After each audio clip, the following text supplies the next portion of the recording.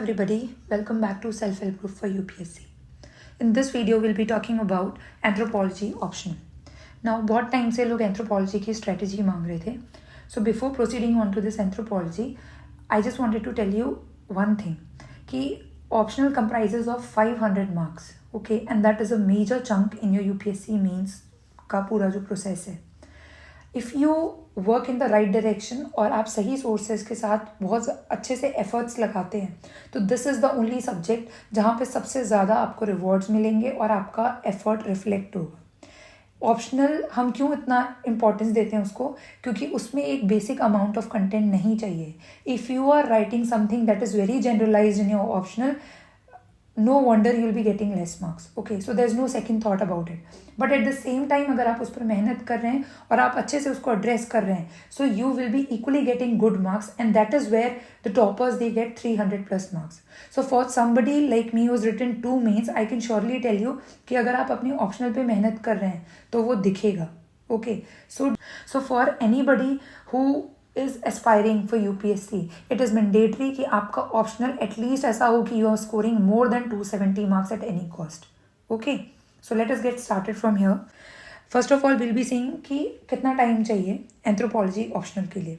ये मैं दोनों लोगों के लिए बात करूँगी, for somebody who's appearing 2024 and for somebody who is doing in will be appearing in 2025. Okay. Second is what should be your approach to optional, specifically in this case anthropology. Third is sources, and fourth is my learnings. मतलब what did I learn in my previous 3-4 years. So I'll be just telling you कि मैं अपने mains के experience के basis पे आपको बताऊंगी कि आप किन चीज़ों पर आप गलती ना करें जो मेरे से हुई थी. ओके, सबसे पहली चीज़, मार्केट में ये बहुत ज़्यादा घूमता है कि द एंथ्रोपोलॉजी ऑप्शनल इज़ बहुत short and you can do it in 3 months. So please do not be mistaken in that कि this can be completed in 3 months. कोई भी optional for that reason, if you want your name in the list, it cannot be completed in 3 months. And at least मैं इस time पे तो आपको पक्का बोल सकती हूँ कि the competition is so high कि you cannot expect कि you are writing a generalized content without researching on it, without being thoroughly prepared, और आप सोच रहे हैं कि ये 3 महीनों में आपने सिर्फ ऊपर से पढ़ के एग्जाम दे देना है और हो जाएगा. So that is not the case. सबसे पहली चीज़, ये मिथ आपको अपने दिमाग से निकालना होगा. ओके, अब मैं ये क्यों कह रही हूँ, क्योंकि जो एंथ्रोपोलॉजी ऑप्शनल है ना वो भी टाइम टू टाइम में बहुत चेंज हो गया है. अगर आप रिसेंट ईयर्स के पिछले 2-3 साल के पेपर देखेंगे ना, उसमें भी they are not even asking direct questions. वो भी आपको एप्लीकेशन बेस्ड क्वेश्चंस पूछ रहे हैं, which we'll be seeing in this जब मैं आपको बताऊंगी कि क्वेश्चंस कैसे आ रहे हैं. दूसरा, you should focus on your conceptual clarity. And जब आप जीएस पढ़ रहे होंगे तो भी आपको पता चल गया होगा कि किसी भी चीज़ की कंसेप्चुअल क्लैरिटी लेने में टाइम लगता है. सो ऑप्शनल जब इतना ज़्यादा वेटेज कैरी करता है तो it is of utmost importance कि आप उसको उसकी ड्यू इम्पॉर्टेंस दें. और प्लीज़ डू नॉट थिंक कि वो बहुत जल्द हो जाएगा या फिर 3 महीने में हो जाएगा. Now what should be your approach. सबसे पहले होगा base material followed by a standard book. Standard book मैं आपको नीचे दिखाऊंगी और प्रीवियस ईयर क्वेश्चंस. इन तीनों को मिलाकर बनेंगे आपके notes. Okay, it's at the end of this video I will be sharing something जो आप सबको बहुत काम आएगी. आई will be sharing my experience and my notes कि आप कैसे उस चीज़ को अच्छे से एड्रेस कर सकते हैं. ओके, सो सबसे पहले आपके पास होता है बेस मटेरियल, फिर आती है स्टैंडर्ड बुक और थर्ड आता है प्रीवियस ईयर क्वेश्चन. आपके नोट्स में हमेशा ये 3 चीज़ें रिफ्लेक्ट होनी चाहिए, होनी ही चाहिए. और स्पेशली जो थर्ड चीज़ है वो बहुत इंपॉर्टेंट है for optionals like anthropology, sociology. मतलब मोस्टली सारे ऑप्शनल्स में ना previous year questions are very important. वैसे तो हम जीएस और प्रीलिम्स में भी बोलते हैं, but previous year questions optional में आपको अपने नोट्स ही उनके बेसिस पे बनाने हैं. क्योंकि आप ये सोचिए कि लास्ट 20 to 25 ईयर्स के अगर आपके पास नोट्स भी तैयार हैं based on previous year questions में उन्होंने क्या पूछा था, तो आप ये सोचिए कि उस एक टॉपिक में से वो और कितना ही पूछेंगे ना. They do not have that much of variety. अगर आपको पता है कि मैरिज में से, मान लीजिए मैरिज, किनशिप, ये सब है, इसमें से they have already asked you आज तक 25 to 30 क्वेश्चंस, तो उससे ऊपर वो क्या ही पूछ लेंगे. और okay, so this is why we say कि you should emphasize on previous year questions. Okay, now what can be in the base material. अब बेस मटेरियल में देखिए, पीपल हैव विवेक बासने सर की बुक, डीमिस्टिफाइड बुक है अक्षर Jain sir की, that is also good. फिर आते हैं टॉपर्स नोट्स और फिर आते हैं आपके कोचिंग के नोट्स। दीज 4 थिंग्स, इनमें से आप कोई भी अपना बेस मटेरियल रख सकते हैं। For anybody who is new to this field और उसको लग रहा है कि अभी उसको अपीयर करना है एग्जाम में, तो आप इनमें से कोई भी बेस मटेरियल ले लीजिए और इसमें आप ऐड करेंगे अपनी स्टैंडर्ड बुक से। तो सबसे पहले मैं बता दूं, विवेक भास्मे सर और डीमिस्टिफाइड जो है ना, it is really a good book. उसमें एकदम प्रॉपर एग्जैक्ट स्ट्रक्चरिंग की गई है जैसे आपको एग्जाम में लिखना है। बट क्या है कि उसमें कंटेंट ना 200 वर्ड्स का ही है, सो वो इतना सफिशिएंट नहीं है जो आपको एग्जाम में याद आ जाए। अगर आप 200 वर्ड्स का ही याद करके जा रहे हैं तो आपको दिक्कत क्या होगी कि आप वहाँ पे रिटेन ही नहीं कर पाएंगे। 200 में से सिर्फ आपके पास लास्ट में 40 to 50 वर्ड्स बचेंगे and that will be problematic to you if you are sitting in the exam hall. दूसरी चीज़, it is like readymade solution, ठीक है, कि आपको आंसर पता चल रहा है, but the thing is to develop concept you will have to go through a standard material. Okay, so इनमें से अगर आप कोई भी चीज़ फॉलो कर रहे हैं, आप उसको अपना बेस मटेरियल बनाएं, लेकिन आप उसमें एड ऑन कीजिएगा वहाँ से जो भी आप स्टैंडर्ड बुक पढ़ रहे हैं, ठीक है। तो इसमें से चारों में से you can follow on to anything. किसी टॉपर के नोट्स भी देख सकते हैं, लाइक मैंने अपाला मिश्रा मैम के नोट्स में ऐड किया था। नेक्स्ट आता है, आपको चाहिए स्टैंडर्ड मटेरियल। अब स्टैंडर्ड मटेरियल में आप ये बुक्स नोट कर लीजिए, इसमें the content is good and these are standard books. अब स्टैंडर्ड बुक्स क्यों बताते हैं ना, फर्स्ट ऑफ ऑल क्योंकि आप इन चारों में से जो भी देखेंगे ना, 4-5 सोर्सेज जो भी मैंने बताए हैं, उसमें क्या होगा ना, सब लोग वही रिसोर्सेज देख रहे हैं। Like demystified, that is no new book, everybody is having that book. अगर आप वहाँ से केस स्टडीज लिखते हैं, अगर आप वहाँ से कुछ भी एग्जाम्पल्स लिखते हैं, तो सब लोग वही लिखेंगे। So what is different in your approach? So optional में सबसे बड़ा रोल ही उस चीज़ का है कि what unique are you giving to the examiner. ये बुक है, ये आपको बायोलॉजिकल पार्ट के लिए आएगी काम। इसमें मोरलेस ज़्यादातर सारी चीज़ें दी गई हैं, जो नहीं दी है वो आप अपने बेस मटेरियल के साथ और इसको क्लब करके कर सकते हैं। And later on I will also be telling one source. और इन 2-3 चीज़ों में ना जितना भी है, मेजरली आपका सारा एंथ्रोपोलॉजी कवर हो जाएगा। This is for tribal India. Okay, second paper में you will have the second half of the portion for tribal India. तो ये नदीम हसनन सर की बुक है, इन्हीं की बुक है जो आपको इंडियन एंथ्रोपोलॉजी के लिए भी फॉलो करनी है। मतलब that is the standard source. उसमें सब कुछ बहुत अच्छे से एग्जाम्पल्स के साथ सब कुछ एक्सप्लेन किया हुआ है। So you can refer to both of these books, these are really good. ये स्टैंडर्ड बुक है। Okay, I have provided 1 book each for जो सेक्शंस हैं, क्योंकि anthropology is basically divided into 5 parts और 5 के लिए मैंने आपको यहाँ पे सोर्स बताया हुआ है। That is the standard source. Okay, next comes the socio cultural anthropology, जो कि फर्स्ट पार्ट है। ओके, फर्स्ट पेपर का फर्स्ट पार्ट है। तो उसमें आप ये NK वेद सर की आप ये बुक ले सकते हैं। Okay, in search of ourselves, it is good book for socio cultural anthropology. लेकिन इसके साथ जहाँ पे बात आती है थॉट्स की, आपको थिंकर्स के बारे में अच्छे से पढ़ना है। Like I will tell you, in 2023 उन्होंने क्रिटिसिज्म पे क्वेश्चन पूछा है मार्गरेट मीड और मेलिनोस्की के। तो अब आप ये बताइए, if you are getting such a question that too for 20 marks, so you can not expect कि आप एक जनरलाइज्ड कंटेंट लिख के जाएंगे। ये मैं अभी आपको एक्सप्लेन करूँगी जब मैं आपको प्रीवियस ईयर क्वेश्चन बताऊँगी। तो इसके लिए अब ये तो हो गए सेक्शनल पार्ट्स, लेकिन when it is about the thinkers, so this is the book that I referred.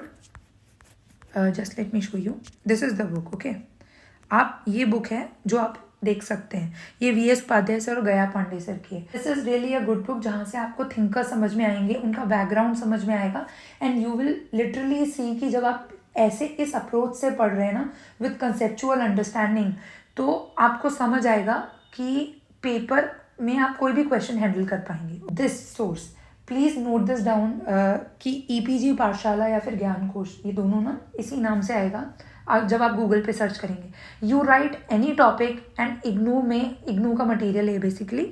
उन्होंने इस चीज़ पे यूट्यूब पे वीडियोस भी बनाई हुई हैं, उन्होंने इस पे आपको PDF भी मिल जाएगी। They have morals on each and every topic of anthropology. Specially उनके पास आर्कियोलॉजी पे भी है, जिसमें लोगों के पास सोर्सेज ज़्यादा नहीं होते। तो that is the best source. उन्होंने बहुत डिटेल में समझाया है एंड दैट इज़ समथिंग जो हर कोई नहीं पढ़ता है। आप अपने ऑप्शनल पे जितना ज़्यादा मेहनत करेंगे उतना अच्छा है, and that is the key to getting 300+ marks in the final exam. So then your notes, as I already told you, it should be previous year questions oriented. Now I will be providing you last 10 years के जो previous year question है, but this is the book that you can basically refer. इस book में last 25 years के almost question हैं, 25 नहीं, I think more than that. इन्होंने कितना दिया है, 1981 से 2022 तक के पेपर्स हैं। So they have given you subject wise also और पेपर वाइज ऑल्सो। सपोज आप इस पे लिख रहे हैं, okay, you have written on this, आप इकोनॉमिक ऑर्गेनाइजेशन पे सोच रहे हैं। अब आपको देखना है, तो फर्स्ट यू शुड, ये मैं आपको नोट मेकिंग बता रही हूँ आपको कैसे करनी है, ओके। तो इसके लिए आप पहले देखेंगे प्रीवियस ईयर क्वेश्चन में इस पूरे सेक्शन से कौन से क्वेश्चंस आए हैं, what are the types of question. तो सपोज आपने ये एक पेज पे लिखना है, जहाँ पे भी आप नोट्स बना रहे हैं, फॉर दैट रीज़न आप कॉपी में बना रहे हैं या फिर A4 साइज शीट पे बना रहे हैं, आप उस पर एक पेज पे लिखिए दीज आर द क्वेश्चंस जो आज तक आए हुए हैं, ओके। आपने ये चीज़ कर ली ना कि जो कीवर्ड सिलेबस में दिया है प्लस प्रीवियस ईयर क्वेश्चन में जो जो पूछा गया था, इन दो बेसिस पे लिखेंगे ना, तो ट्रस्ट मी कि you will not be lagging behind in anything. आप हर तरीके का क्वेश्चन हैंडल कर पाएंगे। यू विल बी नोइंग जो यूपीएससी ने ऑलरेडी पूछा है and already you will be doing your syllabus. ये दो चीज़ें अगर आपने कंप्लीट की हैं तो you are more than done for this paper. So this is done. Now there is another book जिसके बारे में लोग बात करते हैं, amber and amber. This is really a good book और ये आपको बहुत अच्छी अंडरस्टैंडिंग देगी सब्जेक्ट के बारे में। लेकिन क्या ये बहुत बल्कि है, तो you do not have to read each and everything. Allot 1 week for this and इसमें से सिलेक्टिवली आप पढ़ लीजिए एंड यू विल सी कि इसमें ना कुछ केस स्टडीज मिल सकती हैं, आपको एग्जाम्पल्स मिल सकते हैं जो कि हर जगह नहीं होंगे, तो वो यहाँ पर आपको काम आएंगे। सो you can get it from this book. तो आप इसको लास्ट में वैल्यू एनरिचमेंट के लिए रखिएगा। बेसिकली मैंने बोला था कि लास्ट में I will be telling you about something, तो उस पर जाने से पहले let me tell you first of all anthropology दो लोगों के लिए, मैंने दो ग्रुप ऑफ पीपल के लिए यहाँ पे एड्रेस की थी, 2024 एंड 2025 में जो अपीयर करने वाले हैं एंड आफ्टर।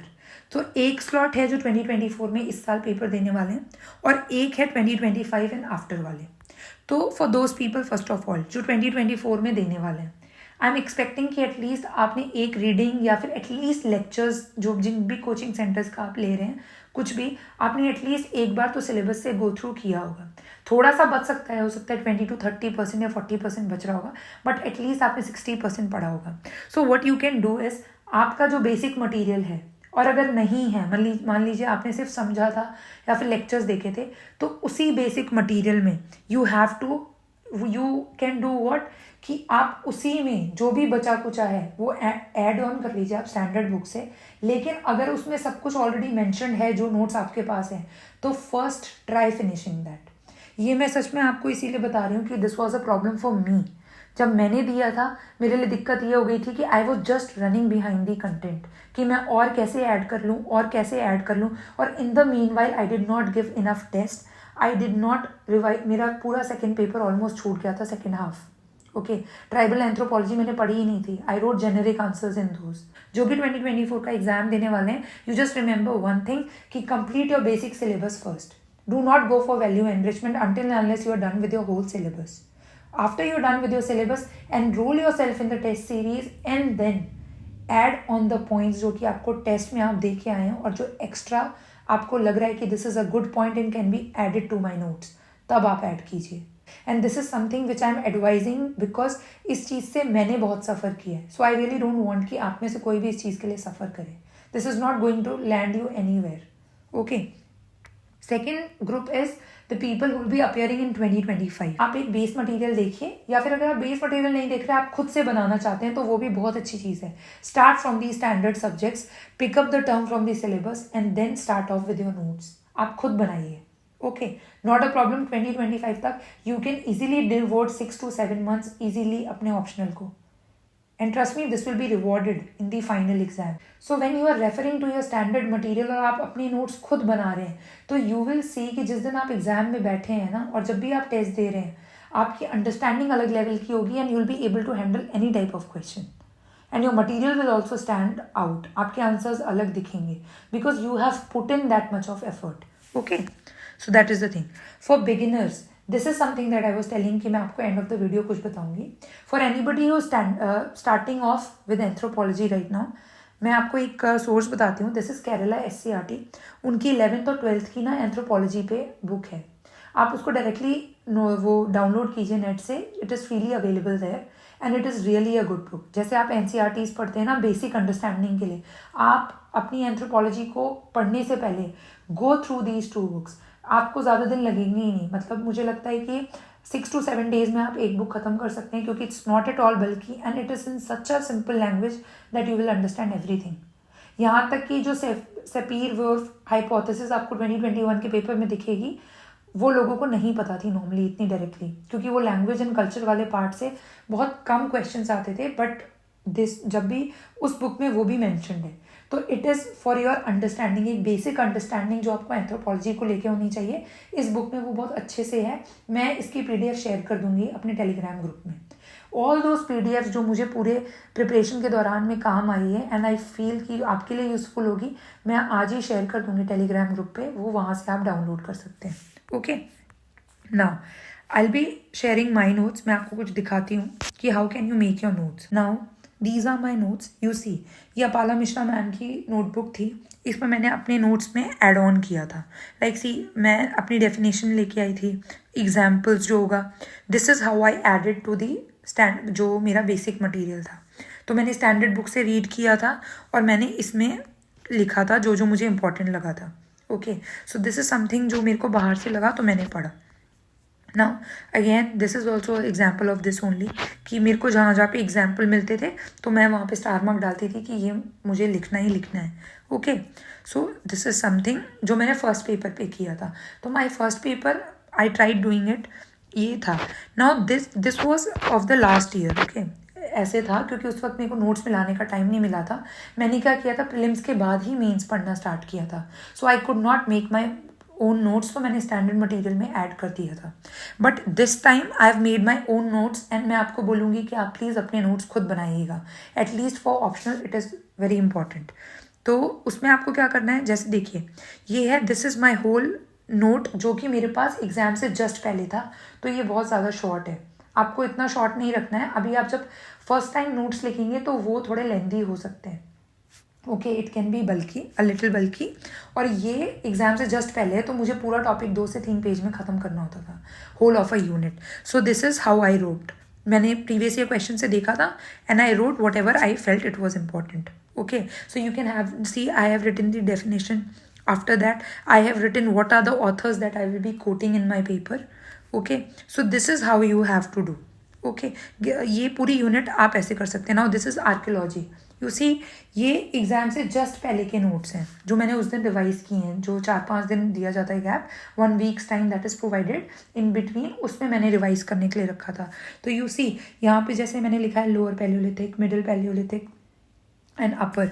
तो आप ये देखिए, ये पहले वर्ल्ड लेवल पे है एंड उसके बाद मैंने इंडियन भी नीचे लिख दिया है so that I understand it. पहली बार में आपके नोट्स थोड़े बल्कि हो सकते हैं, वो सक्सेसिव रीडिंग्स में कम होंगे.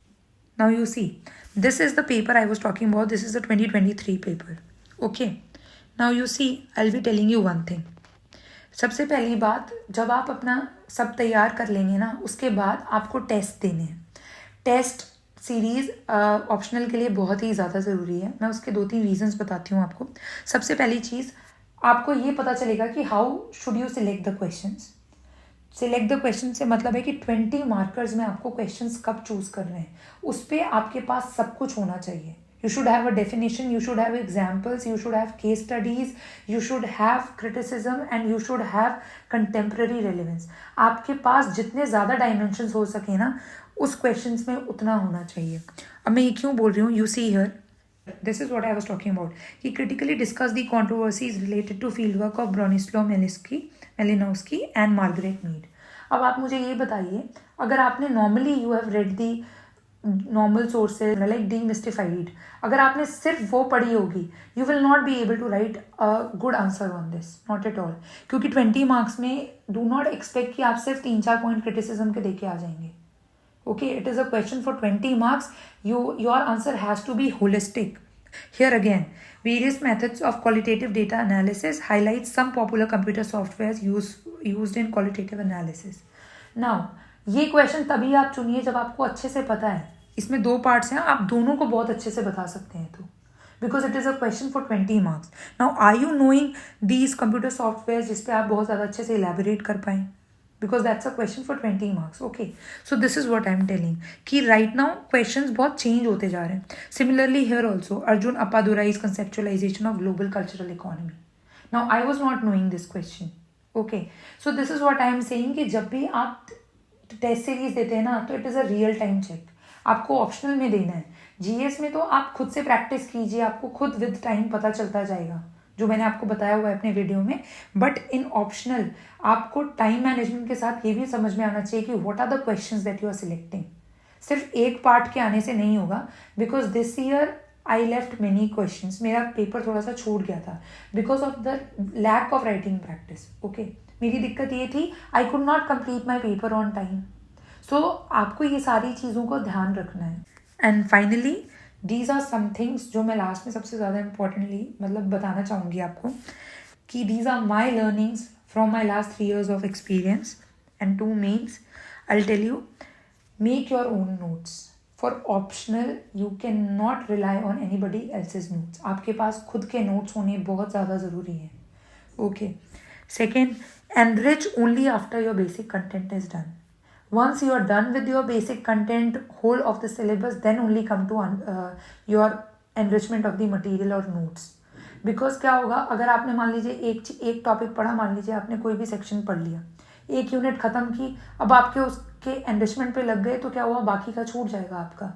When will you finish the syllabus? So first of all, your job is to complete the basic syllabus first, then followed by the enrichment. Okay, for people appearing in 2024 मेरी advice आपको एक चीज़ है कि या तो आप अपने नोट्स फॉलो कीजिए या टॉपर नोट्स, उसको कंप्लीट करके take a test series and पहले जो आपने अपना मटेरियल तैयार किया है, जहाँ से भी पढ़ा था, या फिर जो भी आप स्टैंडर्ड मटेरियल एक सिलेक्ट कर रहे हैं बेस मटेरियल, उसको पढ़ के एक डिसेंट अमाउंट ऑफ कंटेंट जब तैयार हो जाए, उसके बाद ही आप वैल्यू एनरिचमेंट में जाना.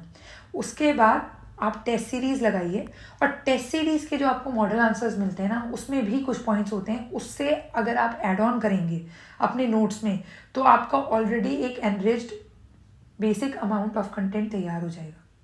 This is what I meant. Just make sure कि you are having content on the syllabus thing and do not run after resources. If you keep running after the resources, no, what will happen? You will be in my condition which I had last year. I was just running after the resources and therefore I could not complete my tribal part. और tribal part में ना second paper में लोगों को marks क्यों कम हो जाते हैं? Because I tell you, second part is more about case studies. You should have case studies. Let me put it out here कि you should have case studies in the second paper. Okay, और उसके लिए you can take help of खाका committee report. Now you don't have to read this whole report. I repeat, do not read this whole report. आपको क्या करना है, suppose poverty पे आपको कोई केस स्टडी मिल रही है तो आप वो नोट कीजिए. अनएम्प्लॉयमेंट पे मिल रही है तो वो यूज़ कीजिए. कुछ केस स्टडी होती है ना जो कि आप 2 से ज़्यादा जगह पे यूज़ कर सकते हैं, तो ऐसी केस स्टडीज याद कीजिए ताकि आपको रिमेंबर करने के लिए थोड़ी कम चीज़ें हो जाएं और आप ज़्यादा बार रिवाइज कर पाएँ. तो कुछ केस स्टडीज़ होंगी जो पॉवर्टी में भी यूज़ हो जाएगी, बिकॉज पॉवर्टी की वजह से हो रहा है ना, अनएम्प्लॉयमेंट की वजह से पॉवर्टी आ रही है, तो दोनों आप यूज़ कर सकते हैं. तो have that approach. Okay, so कुछ चीज़ें हैं जिन पे आपको ध्यान देना पड़ेगा. सेकेंड पेपर में case studies are very important. First paper में examples are very important, and उसमें सिर्फ इंडियन साइड के एग्जाम्पल्स मत कोट कीजिए, वर्ल्ड के भी. एंड फर्स्ट और सेकेंड पेपर को इंटरलिंक करना सीखिए. ओके, इंटरलिंक से मेरा मतलब क्या है कि इंटरलिंक करके क्या होगा ना, बेसिकली आप जो वर्ल्ड के एग्जाम्पल्स हैं वो कहीं पे आप सेकंड पेपर में भी डाल सकते हैं. ओके, और वैसे ही फर्स्ट पेपर में आप इंडिया के एग्जाम्पल्स भी डाल सकते हैं. सपोज आप सेकंड पेपर में कोई फर्स्ट पेपर के ऑथर डाल रहे हैं, ओके, थिंकर डाल रहे हैं, तो that will give another impact कि इसने भी इनसे पढ़ी थी. वैसे ही आप फर्स्ट पेपर में कोई थिंकर कोट कर रहे हैं, इंडियन एंथ्रोपोलॉजिस्ट सपोज, जिसकी स्टडी उस टॉपिक पे हुई है, तो it will give idea to the invigilator की, सॉरी एग्जामिनर. उनको पता चलेगा कि you are very thorough with your concept, आपको समझ में आ रहा है anthropology. Okay, so this is how you have to do. तो ये तब आएगा, अभी से आपको टेंशन नहीं लेनी है, ये आपको तब आएगा when you are done with your basic thing. तो आप पहले उसको कर लीजिए, उसके बाद ये चीज़ें आपको अपने आप आ जाएंगी. Okay, so I hope I was able to solve many of your doubts जो थे. अगर आपको कोई और डाउट है तो you can contact me on the Telegram channel. और मतलब कोई भी क्वेरी है तो आप मुझे टेलीग्राम चैनल पे लिख सकते हैं. बाकी I be sharing my resources and my जो भी PDFs मुझे लगी थी जो आपके लिए इम्पॉर्टेंट हो सकती हैं वो मैं आज ग्रुप में शेयर कर दूँगी. That's all for this and thank you so much.